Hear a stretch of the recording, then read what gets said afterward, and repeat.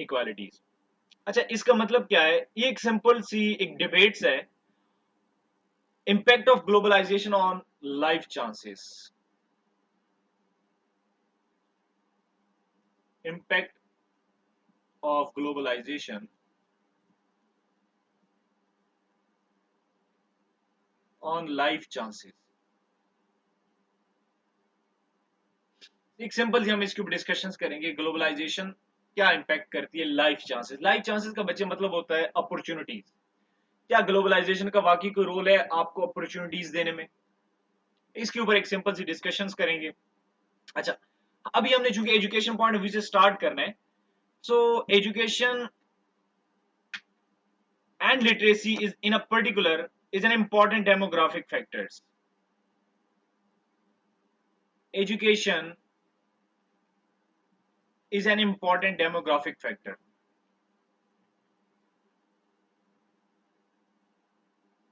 Demographic factors. अच्छा, अब अच्छा डेमोग्राफिक फैक्टर्स का मतलब क्या है, पहले तो आप ये बात अंडरस्टैंड कर लें। जब भी मैं वर्ड यूज करूं demographic factors, demographic factors for example मैं पूछता हूं बच्चे आपका डेमोग्राफिक फैक्टर्स क्या है? एक आपका जेंडर, दूसरी आपकी इनकम, थर्ड आपका कोई भी अगर आप जॉब कर रहे हैं तो एक्सपीरियंस और एजुकेशन। ठीक है, ये जितने भी बेसिक क्वेश्चंस है ना, इसको हम बोलते हैं डेमोग्राफिक। अब डेमोग्राफिक फैक्टर्स कौन से हैं? ये डेमोग्राफिक फैक्टर्स हैं, एज क्या है, जेंडर क्या है, ठीक है, आपका कोई जॉब है उसका एक्सपीरियंस क्या, एजुकेशन है, यानी कि जो आपके पर्सनल रेलेवेंट जो चीजें हम इसको बोलते हैं डेमोग्राफिक फैक्टर्स। तो हमने कहा एजुकेशन भी is a kind of a demographic factors in terms of overall social development and individual development with in the society. यही चीज इंसान की क्या है, इंसान की ना सिर्फ डेवलपमेंट करती हैं बल्कि इंसान की डेवलपमेंट करती हैं within a society as well. So education significant demographic contribution. अब हम इसको कहां पे कंट्रीब्यूट करेंगे आपके कोर्स कंटेंट के हिसाब से, हम इसको पॉइंट ऑफ व्यू से डिस्कस करते हैं कि ये जेंडर होता है, जैसे मैं ऑलरेडी मेंशन कर चुका हूं। अब आपकी बुक के अंदर एक वर्ड इनकम यूज हुआ है और एक वर्ड यूज हुआ है हेल्थ, इसको हम बोलते हैं डेमोग्राफिक फैक्टर्स। तो अभी हम जो ग्लोबलाइजेशन की बात कर रहे हैं, तो ग्लोबलाइजेशन का मतलब क्या है? Globalisation means that children in developing countries can have a better teaching facilities through aid growing prosperity. देखें, जो डेवलप्ड कंट्रीज हैं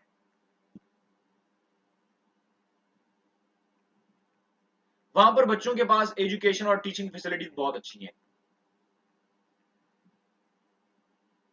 टीचिंग फैसिलिटीज बहुत अच्छी हैं एज कंपेयर टू, आप कह दें कि जो अंडर डेवलप्ड कंट्रीज हैं उनकी निस्बत डेवलप्ड कंट्रीज के पास बहुत ज्यादा अच्छी फैसिलिटीज है। अब ये हमने बोल दिया it's a kind of a globalisation.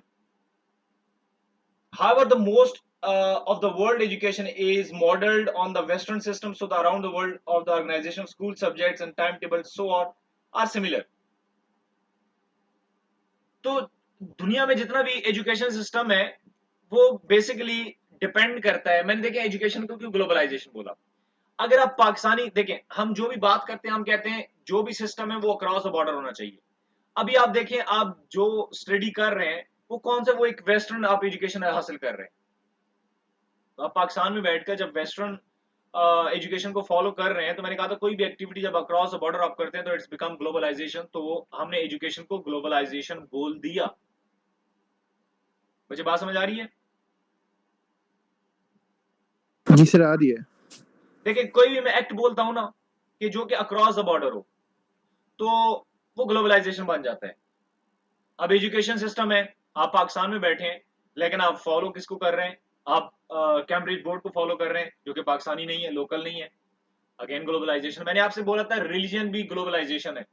Religion हमारा कोई पर्टिकुलर कल्चर नहीं है। शायद जैसे पंजाब है ना, पंजाबी, अब पंजाब या मैं कहूँ पख्तून है, पश्तून है, वो यहाँ पर आपका लोकल कल्चर है। लेकिन जब वहां से भी लोग बाहर जाते हैं तो वो ग्लोबलाइज हो जाता है क्योंकि वो अपना कल्चर वहां भी फॉलो करते हैं। तो कोई भी चीज जो कि बॉर्डर से हट के हो हम उसको बोल देते हैं ग्लोबलाइजेशन। अच्छा, अब थोड़ा थोड़ा सा इसका पर्सपेक्टिव देखते हैं ग्लोबलाइजेशन का। अच्छा, पहला वर्ड हमने यूज किया डेमोग्राफिक फैक्टर्स में, इनकम। अच्छा, अब फैमिलीज की इनकम का क्या मतलब है? फैमिलीज की इनकम वो होती है जो उनको मिलती है थ्रू सैलरी, वेजेस, कोई रेंट हो गया या कोई इन्वेस्टमेंट हो गई, हम इसको बोलते हैं इनकम।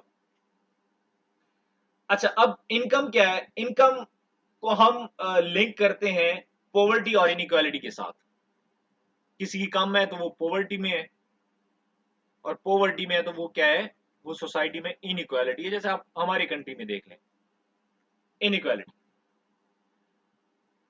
अब क्वेश्चन क्या है? The question whether globalisation has allowed people to move out from poverty और नॉट।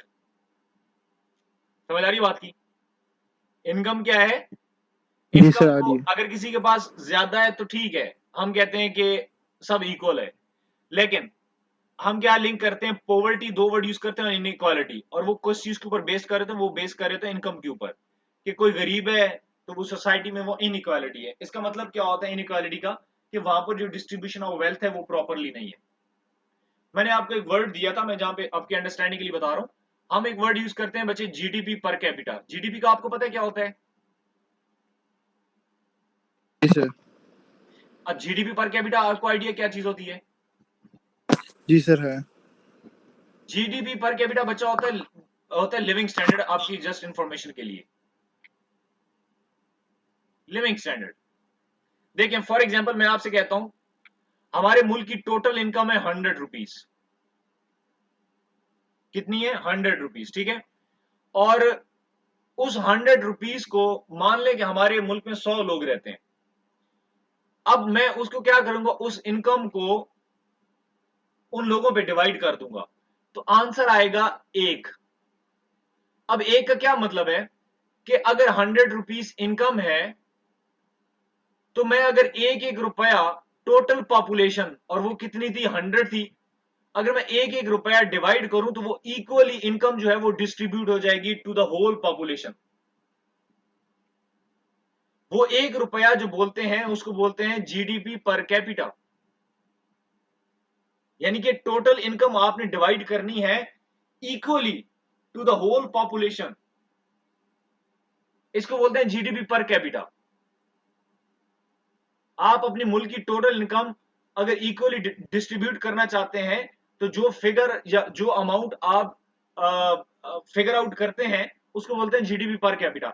इस वक्त अगर मैं पाकिस्तान की बात करूं तो आई गेस, अब मुझे एग्जैक्ट याद नहीं है, बट आई गेस 30,000 आपका जीडीपी पर कैपिटा है।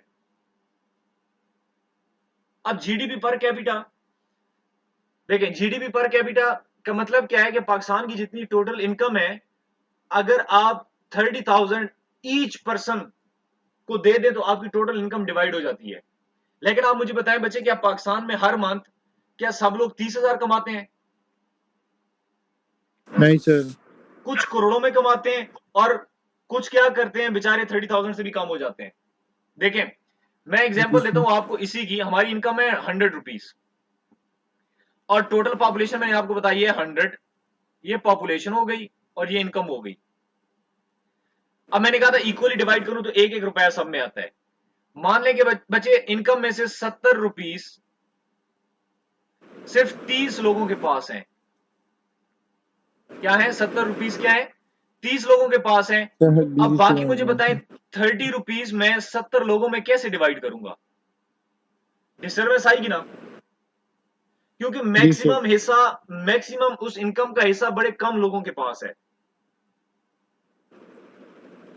अब होता क्या है कि जब जीडीपी पर कैपिटा, असल में आप अपने इक्वालिटी मेंटेन रखते हैं अपनी सोसाइटी के अंदर। लेकिन जब भी जीडीपी पर कैपिटा से कुछ कुछ लोग ज्यादा कमाते हैं, तो फिर अंडरस्टूड सी बात है कुछ लोग कम कमाएंगे, क्योंकि 100 रुपए में से अगर 70 रुपए आप 30 लोगों को देते हैं तो बाकी 70 लोगों में 30 रुपए डिवाइड करना इम्पॉसिबल है। फिर क्या होगा? किसी के पास एक एक होगा और किसी के पास कुछ नहीं होगा। तो समझ आ रही है कि जीडीपी पर कैपिटा से जब आप एक्सीड करते हैं, तो फिर इन इक्वालिटी ऑटोमेटिकली आना स्टार्ट हो जाती है। अगर आप पाकिस्तान की बात जी करें तो पाकिस्तान की जितनी इनकम है, मेजॉरिटी जो इनकम का हिस्सा है वो बड़े कम लोगों के पास है। Are you getting my point? और फिर क्या है कि जी आपकी सर। मेजॉरिटी जो है वो पॉवर्टी में है, या हम कहते हैं इनइक्वालिटी है, इनइक्वालिटी ऑफ द वेल्थ है, डिस्ट्रीब्यूशन ऑफ वेल्थ है। अच्छा, अब हम चूंकि इनकम की बात कर रहे थे, तो अभी ग्लोबलाइजेशन क्या है? ग्लोबलाइजेशन का मतलब ये है यहां पर कि क्या ग्लोबलाइजेशन बाकी लोगों को अपवर्ड मूव करवाती है? अपवर्ड का क्या मतलब है कि क्या वो इनको पॉवर्टी से निकाल के लेके भी आती है या नहीं आती? ये हमारा मेजर एक क्वेश्चन है। देखिए, globalization argue that the lack of progress because the countries have not globalized enough. ये कहते हैं जो कंट्रीज ग्लोबलाइज नहीं है,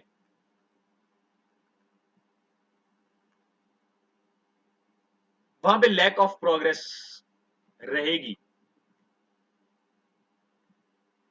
अगर आप बच्चे थोड़ा सा, if you go back to the previous world, तो बच्चे उस वक्त ना रिच और पुअर की डेफिनेशन कुछ इस तरह से होती थी।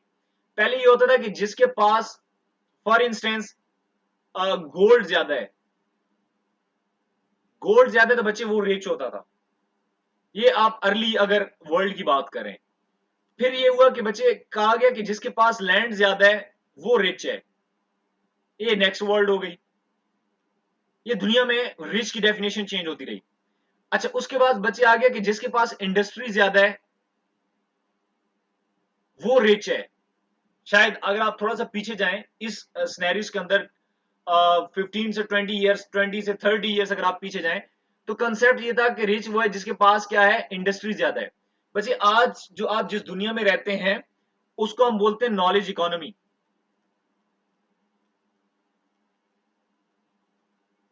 नॉलेज इकोनॉमी, नॉलेज इकोनॉमी का मतलब क्या है बच्चे के, जिसने आईटी के अंदर ज्यादा ग्रो किया है या आईटी का नॉलेज जिसके पास है, बच्चे आजकल वो रिच हैं। अभी आप देखें तो रिसेंटली चाइना और अमेरिका में जो फाइट हुई है वो किस वजह से हुई है? क्या उन्होंने कोई कोई मिलिट्री ऑपरेशंस किए? नहीं। उनके उनके नजदीक जो फाइट थी वो क्या थी कि पहले 5G कौन लॉन्च करेगा। 5G लॉन्च करने का क्या मतलब है? किसके पास नॉलेज ज्यादा आईटी का। अगर आप इंडिया की एग्जांपल देखें तो इंडिया आईटी में बहुत ज्यादा ग्रो कर रहे हैं।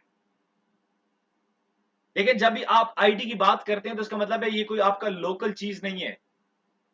ये वो चीज है जिससे आप दुनिया को अपने कंट्रोल में कर सकते हैं। Are you getting my point? Yes sir. अभी हम चूंकि इनकम के पर्सपेक्टिव से बात कर रहे हैं, तो मैंने आपसे कहा था कि लैक ऑफ प्रोग्रेस है उस जगह पर जहां पे ग्लोबलाइजेशन कम है। वो कंट्री जो है ना, वो आप कह दें कि एक पुअर है, या आप ये कह सकते हैं वहां पर इनइक्वालिटी है, जहां पर क्या है, जहां पर ग्लोबलाइजेशन नहीं है। सिंपल फॉर्म में मैं इस वर्ड को यहां पे वाइंड अप करता हूं। अच्छा, डेमोग्राफिक फैक्टर्स के अंदर मैं अगर थोड़ा सा और आगे मूव करूं, हमारे पास एक और आता है वर्ड हेल्थ। अब हेल्थ क्या है बच्चे? हेल्थ का मतलब है लाइफस्टाइल।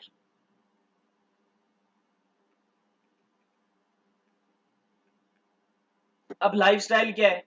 अब लाइफस्टाइल का बच्चे अगर देखूं तो आपकी हेल्थ से रिलेट करता है कि आप कितने हेल्दी लाइफस्टाइल अपनी लाइफ गुजारते हैं। देखें, दुनिया में बहुत बहुत बड़े डिजीज आती हैं, जैसे बैक्टीरिया हो गया, वायरल डिजीज हो गई, ठीक है, टाइफाइड, एयरबॉर्न, ठीक है, बहुत सारी ऐसी डिजीजेस आई हैं जिनको क्या है बच्चे, जिनको कंट्रोल किया जाता है। ठीक है, अब वो कंट्रोल करने के लिए वो किस तरह से कंट्रोल किया जाता है देखें। नंबर वन, वो होता है improvement in nutrition and diets. Improvement in nutrition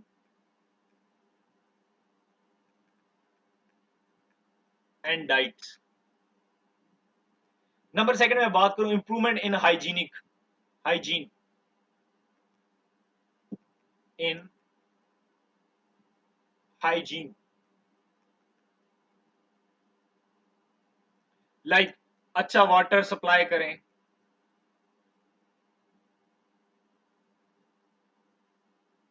या आप थर्ड करें कि change in the reproductive behaviour, like birth rate कम रखें।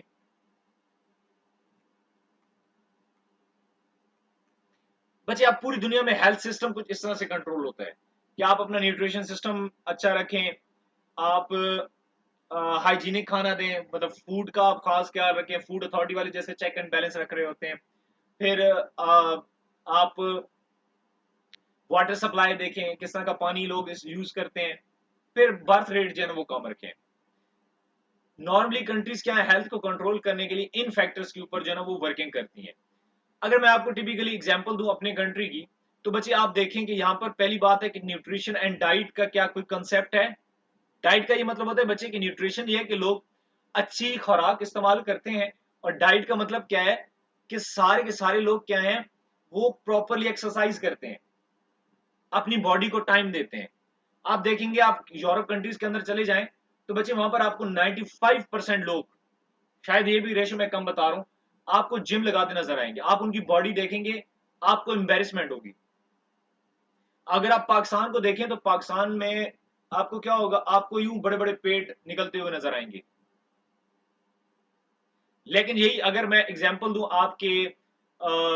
आपकी स्पोर्ट्समैन के, या मैं अगर आपको एग्जांपल दूं आपकी मिलिट्रीज के फॉर इंस्टेंस, या फोर्सेस जो हैं आपकी, अब उनकी एक्सरसाइज इस तरह से करवाई जाती है कि आपको वो ऑलवेज फिट नजर आते हैं। उनको वो बीमारियां नहीं होती जो कि आपकी लोकल पॉपुलेशन की होती है।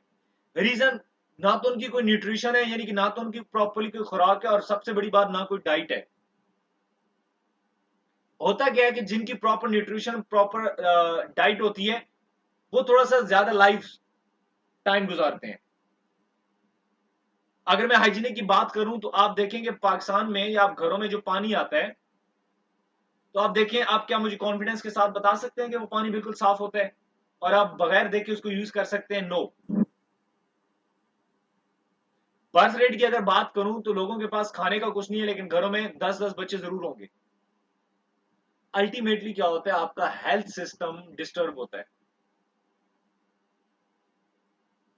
बच्चे, are you getting my point? Yes, sir. तो अब ग्लोबलाइजेशन का क्या है कि दुनिया के पास बहुत ज्यादा इंस्ट्रूमेंट है। फॉर इंस्टेंस, अगर आपके कंट्रीज में किसी को सडनली कोई ऐसा एक्सीडेंट हो गया है, तो आपके पास जो ये जो सर्जिकल इंस्ट्रूमेंट होते हैं, उनके पास वो भी नहीं होते।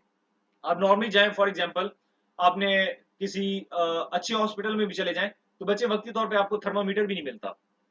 क्यों? लैक ऑफ फंडिंग है। आपका कंट्रीज ग्लोबलाइज नहीं है। आपका कंट्री जो है ना वो नॉलेज इकोनॉमी में बहुत दूर है, उनके पास पैसा नहीं है। जब पैसा नहीं है तो हेल्थ सिस्टम डिस्टर्ब होता है, and this is all happening due to lack of globalisation. I just hope you are getting my point. Yes, sir. Okay, अच्छा, अब नेक्स्ट हम कुछ यहाँ पे एक पॉइंट दो तीन डिस्कस करते हैं। वो ये कि role of transnational organisation, transnational organisation in tackling global inequality.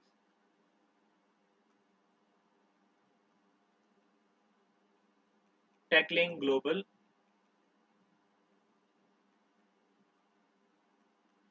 Inequality. अच्छा, अब दुनिया में ऐसी कौन कौन सी ऑर्गेनाइजेशन है जो कि इस इनइक्वालिटीज को कंट्रोल करती है? जैसे हम कल भी बच्चे डिस्कस कर रहे थे, फॉर एग्जांपल हमारे पास यूएन है, इसके बाद हमारे पास आईएमएफ है, वर्ल्ड बैंक है। ठीक है। अच्छा, ये बच्चे हमारे पास बहुत सारी चीजें हैं इस तरह की जो क्या करती हैं, अक्रॉस द बॉर्डर चीजों की लुक आफ्टर करती हैं। ठीक है। अब इनके बेसिकली फंक्शंस क्या हैं? अब मैं अगर बात करूं फॉर एग्जांपल यूनाइटेड स्टेट की,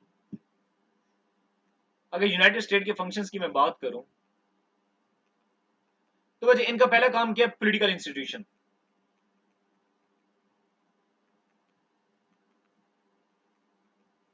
पॉलिटिकल इंस्टीट्यूशन, जैसे for example General Assembly, a forum of debate, Security Council which focuses on the issue relating to the international peace and securities. बच्चे ये एक फोरम है जो कि क्या करता है? डिबेट्स करता है about international peace and security, आपको इसका बेसिक आइडिया भी होगा।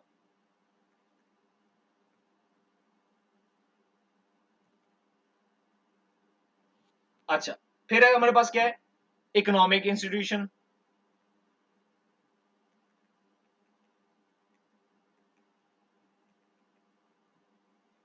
इकोनॉमिक इंस्टीट्यूशंस, इकोनॉमिक इंस्टीट्यूशंस क्या है, focus on the development issues, development issues, development issues such as international trade,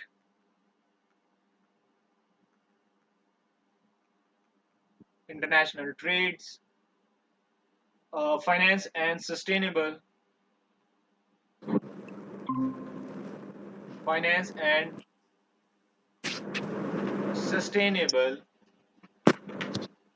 development।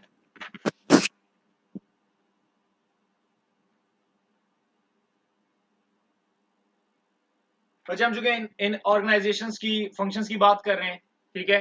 Internationally जो हमारी ऑर्गेनाइजेशंस हैं जो कि ग्लोबलाइजेशन इनइक्वालिटीज को कंट्रोल करती हैं, उनके हम फंक्शंस की बात कर रहे हैं। पॉलिटिकल इंस्टीट्यूशन जैसे हमारे पास यूएन है, आईएमएफ, वर्ल्ड बैंक है, पॉलिटिकल इंस्टीट्यूशंस है क्योंकि it's a kind of platform जो प्रोवाइड करते हैं, जो कि क्या है, इंटरनेशनल पीस एंड सिक्योरिटी के ऊपर डिस्कशंस करते हैं। फिर इकोनॉमिक इंस्टीट्यूशंस हैं जो कि डेवलपमेंट के ऊपर बात करते हैं, इंटरनेशनल ट्रेड्स के ऊपर बात करते हैं, सस्टेनेबल डेवलपमेंट्स के ऊपर बात करते हैं, लाइक फंड्स वगैरह प्रोवाइड करते हैं, जैसे हमारे पास आईएमएफ हो गया या वर्ल्ड बैंक हो गया, ठीक है।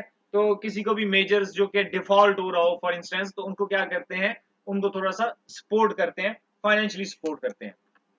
अच्छा, यहां तक तो बच्चे हमारे पास हो गया टोटल। अब मैं इनकी कुछ ज्यादा डिटेल्स में आपको नहीं लेके जा रहा कि इनके क्या क्या फंक्शंस होते हैं, लेकिन एक और टर्म मैं यहाँ पे जरूर यूज करूंगा जो कि हमारी अंडरस्टैंडिंग के लिए होगा। वो वर्ड है हमारे पास सैप, क्योंकि एक आध दफा ये पेपर में वर्ड यूज भी हुआ है, स्ट्रक्चरल एडजस्टमेंट, स्ट्रक्चरल एडजस्टमेंट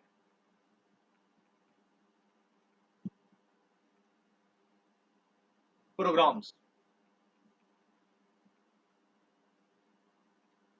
जिसको हम बोलते हैं सैप।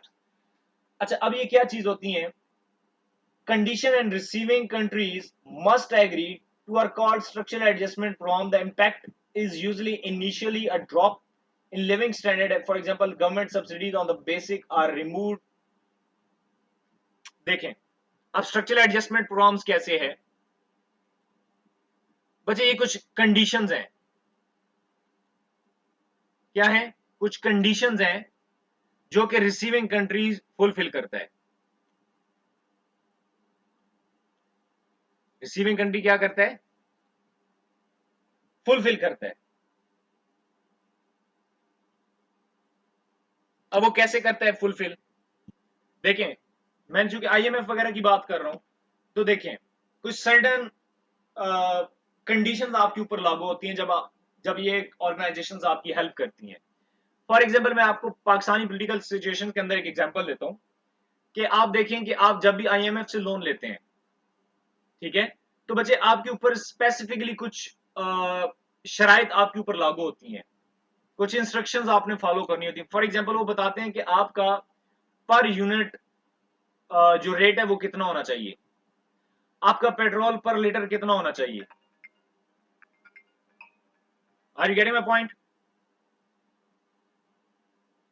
यस सर, वैसे आप किसी बैंक से भी बिजनेस लोन भी लें तो उसमें भी सॉरी, ऐसी तरह होता है। सर, अब किसी बैंक से बिजनेस लोन भी लें तो सर उसमें भी चीजें काउंट यस। होती हैं। अभी चूंकि चूंकि हम इंटरनेशनली बात कर रहे हैं, तो वो जी सर। सडन एक इंस्ट्रक्शंस होती हैं जो कि आपने हर हालत में फुलफिल करनी है।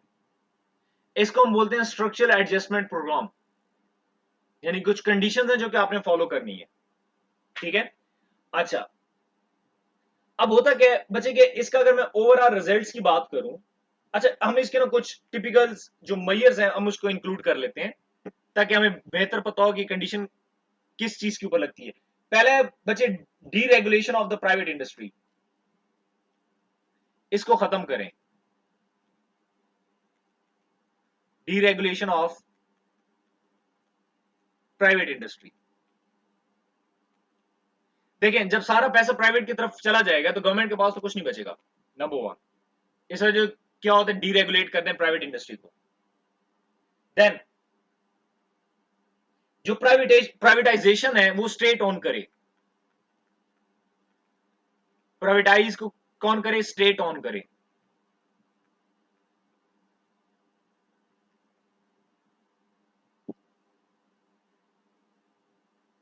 करेंसी डीवैल्यूएट की जाए। करेंसी क्या है, डीवैल्यूएट की जाए।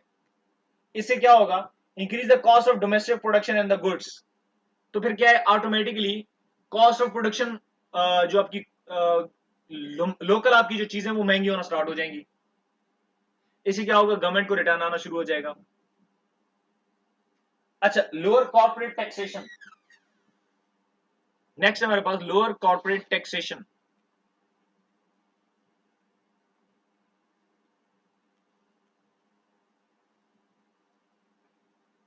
जितने भी आपकी कॉर्पोरेट लेवल की इंडस्ट्रीज वगैरह हैं उसके ऊपर आप टैक्स कम लगाएं, लेकिन आपकी जो बेसिक नेसेसिटीज हैं वो एक्सपेंसिव कर दें। अब बेसिक नेसेसिटीज में हम क्या चीजें ऐड करते हैं, जैसे फॉर एग्जांपल फूड हो गया, एजुकेशन हो गई, इसके अलावा आप कह सकते हैं कि as compare to their income तो ये चीजें बड़ी एक्सपेंसिव हो जाती हैं। अब ये मैंने आपको कुछ चीजें या आप कह दें मैंने कुछ आपको पॉइंट्स दे दिए जिसका रीजन क्या होता है या जिसका मतलब क्या होता है कि इन चीजें या इन चीजों के ऊपर कुछ इंस्ट्रक्शन है जो कि रिसीविंग कंट्रीज को क्या करनी होती है, उनको फुलफिल करनी होती है। Getting my point? जी सर। अच्छा, अब जो कुछ पॉइंट्स हैं यहां पर डिस्कशंस के लिए वो ये हैं कि डेवलपिंग नेशन सफर किस तरह से करती है, why they need SAP structural adjustment programmes, why they need it, question ये रेज होता है। अब कुछ में पॉइंट यहां पे जो कि हॉन्ग ने डिस्कस किए हैं हमारे पास। देखें बच्चे, ये बिल्कुल प्रैक्टिकल चीजें हैं। शायद अगर आप न्यूज सुनते हैं या आपको थोड़ा सा भी पॉलिटिकल इंटरेस्ट है या आपको न्यूज का पता होता है तो बच्चे ये एक जनरल सी चीजें जो इस वक्त आपकी स्टेट में हो रही हैं, तो नई चीजें नहीं जी है। सर। जी ठीक है। अच्छा, अब पहली बात यह है कि क्यों ऐसी चीजें, कौन सी ऐसी कंडीशन होती है। नंबर वन है बच्चे, अनएम्प्लॉयमेंट और पॉवर्टी ज्यादा होती है। When unemployment and poverty increase.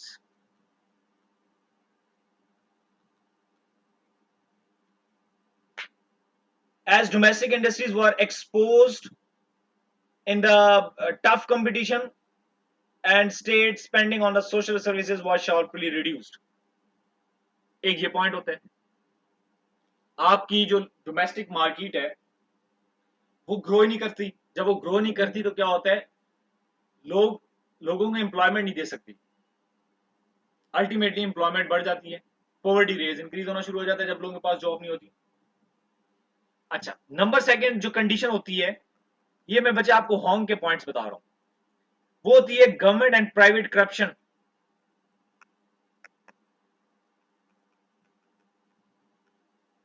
Government and private corruption.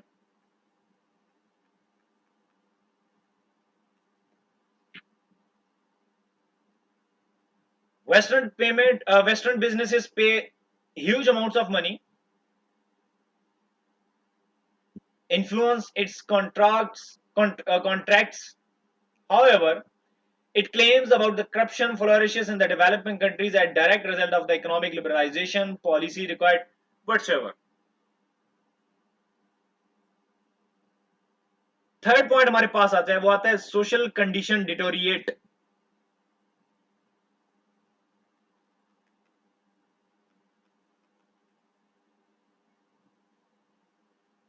Social condition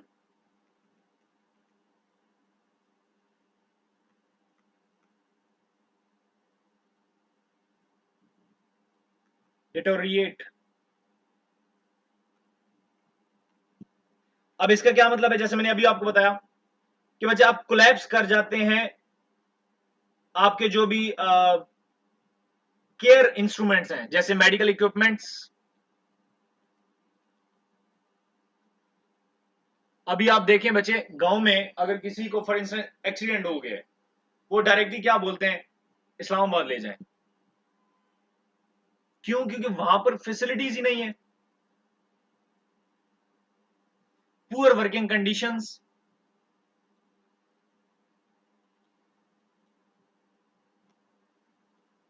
देखिए, जब आपका मुल्क अमीर हो तो उनको तो इस तरह की फैसिलिटीज में इश्यूज नहीं होते, हमारी कंट्री में होते हैं, क्योंकि हमारे पास अनएम्प्लॉयमेंट भी बहुत ज्यादा है, पॉवर्टी भी ज्यादा है, गवर्नमेंट और प्राइवेट लेवल पे करप्शन भी बहुत ज्यादा है, फिर सोशल कंडीशन डिटोरिएट भी करती है। I hope you would agree on these systems. Yes sir. ठीक है। अच्छा, और भी बहुत सारे पॉइंट्स इसमें ऐड ऑन हो सकते हैं, बट मैं कुछ ज्यादा ऐड नहीं करना चाह रहा, जस्ट फॉर योर